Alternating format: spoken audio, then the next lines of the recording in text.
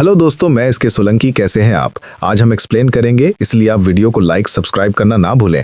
इस वीडियो में आपको इतना मजा आएगा, सस्पेंस थ्रिलर इस मूवी में भर भर के बनाए और एंडिंग ट्विस्ट आपको चौंका देगा। आज हम एक्सप्लेन करेंगे मूवी अदर्स को। हम बिना किसी देरी के वीडियो शुरू करते हैं।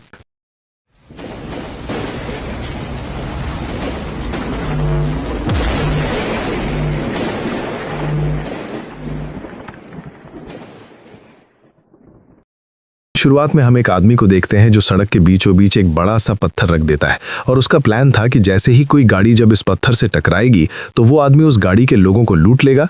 तभी वहां एक वैन उस पत्थर से टकराकर पलट जाती है और एक धमाका होता है। फिर हमें अगले दिन का सीन दिखाया जाता है जहां इंस्पेक्टर बीना जांच के लिए आ गई थी। तभी वहां एसीपी माधव भी आता है और ये लोग वहां की जांच करने लगते हैं। तब उन्हें पता चलता है कि इस वैन में 4 लोग थे, 3 लड़कियां और 1 आदमी, जिसमें से आदमी की लाश तो बाहर पड़ी है लेकिन अंदर बैठी लड़कियां पूरी तरह जल चुकी हैं। ये देखकर मादा उन्हें पोस्टमार्टम के लिए भेज देता है। तभी उन्हें एक रिक्शे पर पत्थर पड़ा हुआ मिलता है और वे सोचते हैं कि रिक्शा यहाँ है तो इसका मालिक कहाँ गया। तभी माधव की नजर वहां के रास्ते पर लगे सीसीटीवी पर जाती है और वो तुरंत सीसीटीवी चेक करने पहुंच जाता है। उसमें वे देखते हैं कि रास्ते पर पत्थर तो रिक्शे वाले ने ही रखा था, जिस पर माधव कहता है कि जिस आदमी की लाश मिली है वो या तो रिक्शे वाले की लाश है या फिर ड्राइवर की, यानी एक इंसान गायब है। फिर ये लोग जब थाने में आते हैं तो वहां कांस्टेबल बताता है कि इस वैन का नंबर फेक था, जिससे माधव का शक और गहरा होने लगता है और वो कहता है कि इस वैन का पता करो, ये आई कहां से है। इसके बाद हम मधु नाम की डॉक्टर को देखते हैं जो आज एमडी के साथ मीटिंग कर रही थी। इनकी बातों से हमें पता चलता है कि हाल ही में एक हॉस्पिटल बंद हुआ है, इसलिए एमडी कहते हैं कि हमें अपने हॉस्पिटल का ध्यान रखना होगा ताकि पेशेंट को दिक्कत ना हो। फिर मधु आकर एक पेशेंट से मिलती है जिन्हें बेबी नहीं हो रहा था, इसलिए मधु उन्हें आईवीएफ कराने के लिए कहती है, जिस पर वो लोग मान जाते हैं।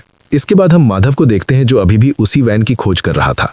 तभी उसे मधु फोन करके रेस्टोरेंट में बुलाती है। असल में ये दोनों लवर्स हैं और जैसे ही माधव यहाँ आता है तो मधु सगाई के 1 साल पूरा होने पर सेलिब्रेट करती है। इससे माधव भी खुश हो जाता है। इसके बाद हम एक आदमी को देखते हैं जो वैन में 3 लड़कों को बैठाता है। तो ये लड़के कहते हैं कि हमें अब से पैसे ज्यादा चाहिए क्योंकि इतने कम पैसों में हमारा कोई फायदा नहीं है, वरना हम सब छोड़ देंगे।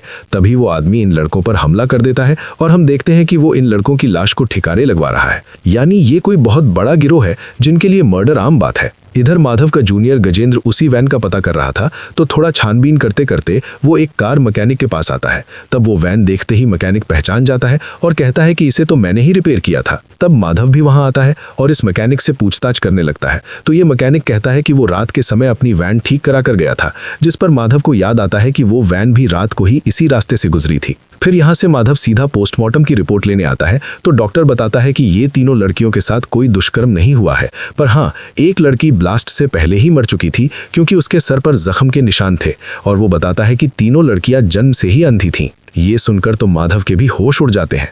फिर माधव यहाँ से सीधा अपनी सीनियर के पास आता है उन्हें केस की प्रोग्रेस बताने, और वो कहता है कि अभी तक उन लड़कियों के बारे में पूछने कोई नहीं आया और वो लड़कियां देख नहीं सकती थीं, इसलिए मुझे लगता है कि जरूर वो अनाथ आश्रम से होंगी, इसलिए मैं अब वहीं से जांच शुरू करूंगा। इस पर उसकी सीनियर भी परमिशन दे देती हैं। इधर मधु ने उस लेडी का आईवीएफ प्रोसीजर शुरू कर दिया था, जिसमें वो लेडी के एग को हस्बैंड के सीमन से मिलाकर वाइफ में इंजेक्ट कर रही थी ताकि वो लेडी मां बन सके। फिर सीन चेंज होता है और हम देखते हैं कि माधव के कहने पर बीना सारे अनाथ आश्रम में पूछताछ करने के लिए जाने लगती है, पर उसके हाथ कुछ भी नहीं लगता। फिर माधव यहाँ से एक ब्लाइंड बच्चों के अनाथ आश्रम में आता है और उनसे कहता है कि हमें यहाँ के बच्चों का रिकॉर्ड देखना है ताकि हमें पता चल सके कि कहीं यहाँ के बच्चे ही तो वैन के हादसे में नहीं मरे। जिस पर वहाँ की मैनेजर कहती है कि मैं ऐसे रिकॉर्ड नहीं दे सकती क्योंकि यहाँ के मालिक इसकी परमिशन नहीं देंगे। पर माधव कहता है कि मुझे ऊपर से ऑर्डर है, इसलिए आपको रिकॉर्ड देना ही पड़ेगा, जिस पर वो लेडी भी मान जाती है। यहाँ मधु ने जिस लेडी का आईवीएफ प्रोसीजर किया था उसकी हालत खराब होने लगती है, तो मधु किसी तरह इंजेक्शन लगाकर उसको शांत करती है और वो जल्दी से उसके कुछ टेस्ट भी कराती है क्योंकि मधु को कुछ अजीब लग रहा था। जिसके बाद मधु उन सारी रिपोर्ट्स को पढ़ रही थी और वो ये सब देखकर हैरान हो जाती है।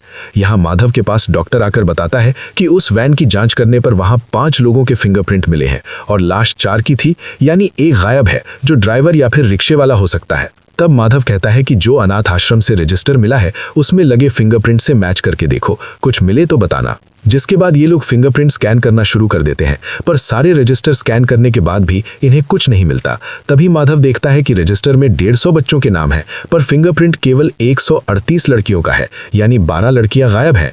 फिर वो रजिस्टर देखने पर मालूम पड़ता है कि इसमें से पन्ने फाड़े गए हैं। जिससे माधव का शक उसी मैनेजर पर जाता है और वो अपनी टीम लेकर अनाथ आश्रम पहुंच जाता है। अब ये लोग मैनेजर को बुलाने लगते हैं, तभी ऊपर से वो मैनेजर कूदकर अपनी जान दे देती है, जिससे माधव के भी होश उड़ गए थे। वहीं अगले दिन मीडिया वाले भी इस बात का बतंगड़ बना देते हैं कि आखिर ये सब हुआ कैसे, पर माधव जवाब नहीं देता। फिर वहां एक बार काम करने वाली लेडी से माधव उस अनाथ आश्रम के बारे में पूछता है, तो वो लेडी कहती है कि हमारी मैनेजर कई लड़कियों की शादी करा चुकी हैं जो देख नहीं सकती थी, फिर भी उन्हें अच्छा पति मिल गया, और अभी पिछले हफ्ते ही मैनेजर ने 2 लड़कियों की शादी कराई थी, जिससे माधव का शक और पक्का हो जाता है, क्योंकि वैन में भी 3 लड़कियां ही मरी थीं। फिर मैनेजर की अलमारी चेक करता है तो उसमें 12 लड़कियों के डॉक्यूमेंट थे, जो मैनेजर ने उस समय रजिस्टर से फाड़ दिए थे। वहीं माधव को मैनेजर का फोन और कंप्यूटर दिखता है जिस पर लॉक लगा था, इसलिए वो हैकर को बुलाता है डेटा निकालने के लिए। फिर माधव यहाँ के गार्ड से बात करता है तो वो गार्ड बताता है कि कल दोपहर में यहाँ एक ओमनी वैन आई थी, बाकी मुझे कुछ नहीं पता। अब हैकर ने भी कंप्यूटर ओपन कर दिया था तो वो बताता है कि इसमें से कल दोपहर कुछ फाइल डिलीट की गई हैं। उसी समय बीना भी कॉल करके बताती है कि मरने वाली लड़कियों के फिंगरप्रिंट उन्हीं 12 लड़कियों में से मैच हो गए हैं, यानी मैनेजर कुछ छुपा रही थी। वहीं हैकर ने उस डिलीटेड फाइल को भी रिकवर कर लिया था, जो कि शादी की फोटो थी, और ये वही लड़कियां थी जिनकी हाल ही में लाश मिली है। ये देखकर तो माधव के होश उड़ जाते हैं। वहीं हैकर मैनेजर के फोन से कुछ नंबर भी निकाल देता है, जिससे अक्सर बात होती थी। खैर, फिर जब माधव अपने केस का अपडेट देने सीनियर के पास आया होता है, तभी उसके पास गजेंद्र का फोन आता है, जो बताता है कि जो मैनेजर के फोन से नंबर मिले थे उसमें से एक भी वर्क नहीं कर रहा है। इससे माधव परेशान हो जाता है कि जो भी क्लू मिल रहे हैं सब वेस्ट हो गए। इधर एमडी ने मधु को ऑफिस में बुलाया था, क्योंकि मधु ने हाल ही में जो आईवीएफ वाला केस खराब हुआ उसकी रिपोर्ट पुणे भेज दी थी, ताकि इस पर और रिसर्च की जा सके। तब तुषार नाम का लैब टेक्नीशियन मधु से कहता है कि ये काम मेरा था, ना कि आपका, जिस पर मधु एमडी से कहती है कि मुझे आपसे अकेले में बात करनी है। फिर वो एमडी को बताती है कि जिस लेडी का आईवीएफ प्रोसीजर शुरू किया था उसने एग इंजेक्ट करने के थोड़ी देर बाद ही उसकी हालत खराब हो गई थी, और जब मैंने उसके टेस्ट किए तो हार्मोन्स काफ़ी ज़्यादा बढ़ गए थे। जिसके बाद मैंने उन एग्स का टेस्ट किया तो पता चला कि उन एग्स में स्टीरॉयड मिला हुआ था। ये सुनकर तो एमडी भी परेशान हो जाता है कि एग्स में स्टीरॉयड किसने मिलाया होगा। खैर, यहाँ हम तुषार को देखते हैं जो फ़ोन पर कह रहा था कि अपना भांडा फूटने वाला है, यानी ये सब इसी के कारण है। फिर रात को जब तुषार जा रहा होता है तो उसके पास वैन आकर रुकती है और तुषार उसमें बैठ जाता है। इधर आज माधव से मिलने एक दूसरे अनाथ आश्रम की मैनेजर आती है और वो बताती है कि अभी हाल ही में हमारे यहाँ भी एक आदमी आया था, चार्ल्स। उसने पहले तो 1 लाख का डोनेशन दिया, फिर उसने कहा कि वो हमारे यहाँ की लड़कियों की शादी करा देगा क्योंकि वो दान पुण्य करता है। तब मुझे वो सही आदमी लगा, पर अब ये 3 लड़कियों वाला केस जब सामने आया तो मुझे लगा आपको ये बात पता होनी चाहिए। फिर वो लेडी माधव को चार्ल्स की फोटो भी दिखा देती है और कहती है कि इसने कहा था कि ये बाद में भी आएगा। तभी माधव के पास मधु का फोन आता है, पर वो अपने काम में बिजी होने के कारण फोन नहीं उठाता।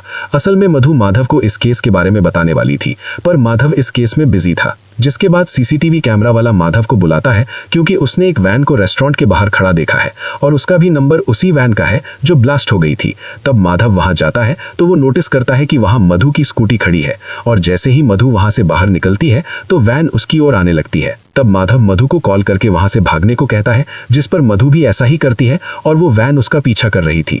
तभी माधव सही समय पर अपनी टीम भेज देता है, जिससे मधु तो बच जाती है, पर जो पीछा कर रहा था वो ड्राइवर नदी में कूदकर भाग जाता है।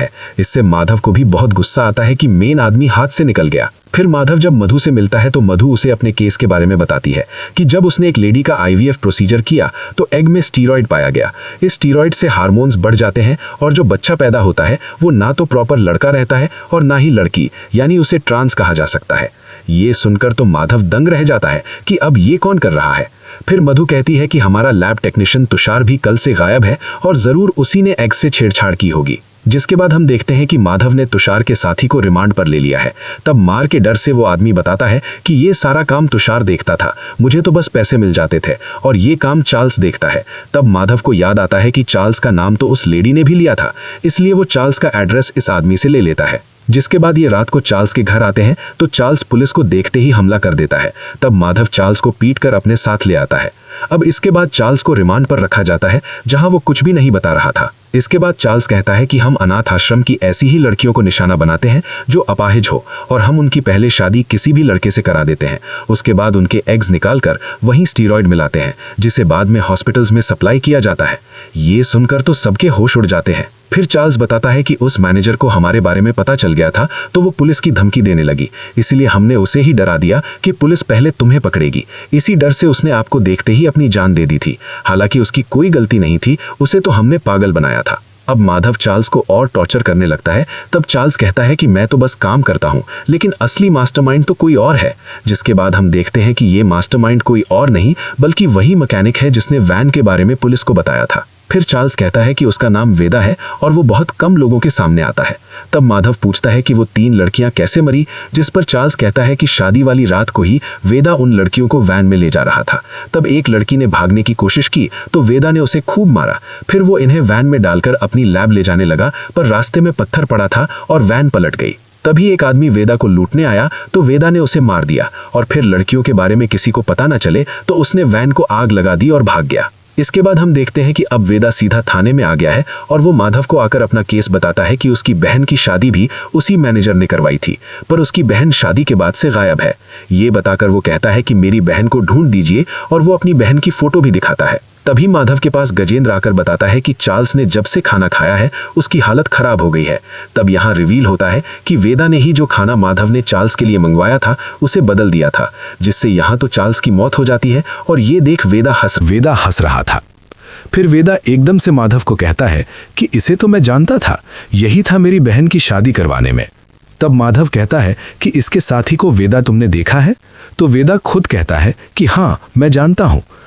तो माधव भी स्केच आर्टिस्ट को बुलाकर एक मैकेनिक के अकॉर्डिंग स्केच बनाने को कहता है। तब वेदा किसी और आदमी का स्केच बनवा देता है और ये लोग उसी को ढूंढने निकल जाते हैं। फिर रास्ते में माधव को गजेंद्र बताता है कि चार्ल्स के नंबर पर अभी अभी फोन आया है। ये सुनते ही माधव उस नंबर को ट्रेस करवाता है और फिर ये लोग उसी लोकेशन पर पहुंच जाते हैं जहां एक आदमी वो नंबर यूज कर रहा था। तब माधव उससे पूछने लगता है कि ये फोन आपने किया था? तो वो आदमी कहता है कि मुझे अपने बेटे से बात करनी थी, इसलिए चार्ल्स को फोन किया था। मेरे बेटे का नाम वेदा है। तभी यहां माधव की नजर घर में लगे मैकेनिक की बहन की फोटो पर जाती है और उसके होश उड़ जाते हैं। तब माधव पूछता है कि ये कौन है? तो वो आदमी कहता है कि ये मेरी बेटी वेदिका है, जिसे अब वेदा कहते हैं। फिर यहां से कहानी पास्ट में जाती है। असल में वेदिका पढ़ाई में काफी अच्छी थी और उसे डॉक्टर बनना था, इसलिए वो हर समय पढ़ाई करती थी। पर वेदिका को हमेशा से लड़का बनना था। उसे लड़कों जैसी दाढ़ी चाहिए थी। वो हमेशा लड़कों जैसे कपड़े पहनती थी, जो एक बार देखकर तो उसके पापा ने उसे मारा भी था। फिर जब डॉक्टर से वेदिका की जांच कराई तो उन्होंने बताया था कि वेदिका में मेल हार्मोन्स ज्यादा हैं, इसलिए वो लड़कों जैसा बिहेव करती है। इसके बाद वेदिका के पापा ने भी उसे वैसे ही वेदा के रूप में एक्सेप्ट कर लिया था। फिर जब वेदा कॉलेज में गया तो उसके ट्रांस होने का कॉलेज के बच्चे मजाक बनाने लगे, जिसे वेदा चुपचाप सहता रहा। पर फिर एक दिन जब लड़के वेदा को चढ़ा रहे थे तो वेदा ने अपना आपा खो दिया और यहाँ लड़ाई करने लगा। तब पुलिस ने वेदा को खूब मारा। उसी दिन से वेदा की पढ़ाई बंद हो गई। इधर हम देखते हैं कि वेदा ने बीना और उसकी टीम को यहाँ बुला लिया था, ये कहकर कि मैंने वेदा को देखा है। फिर जैसे ही बीना की टीम यहाँ आती है तो वेदा एक एक करके इन सब को मार डालता है। वहीं यहाँ माधव जब वेदा के पापा को वो स्केच वाली फोटो दिखाता है तो वो कहते हैं कि ये तो मारी है जो बचपन से वेदा के साथ है।